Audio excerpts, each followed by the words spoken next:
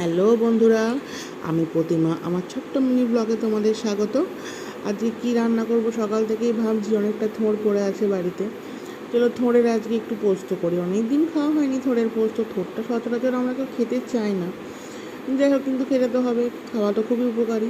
থোড়টাকে একটু জল দিয়ে নুন হলুদ দিয়ে মাখিয়ে রেখে দিয়ে একটু চটকে জলটা ঝরিয়ে নিয়ে কুকারে সিটি মেরে নিলাম। দিয়ে পোস্ত, চারমগজ, কাঁচা লঙ্কাটা বেটে নিয়ে বড়িগুলো ভেজে তুলে রাখবো। ওই তেলেই পাঁচফোড়ন আর কাঁচা লঙ্কা ফোড়ন দিয়ে সেদ্ধ করে রাখা থোড়গুলোকে দেখো চিপে জলটা বার করে দিয়ে থোড়গুলোকে তেলের মধ্যে দিয়ে একটু ভাজা ভাজা করে নেবো। একটু হালকা হাতে ভেজে নিতে হবে। তারপরে একটু নুন আর একটু হলুদ দিয়ে আবার ভেজে নেবো কিছুক্ষণ।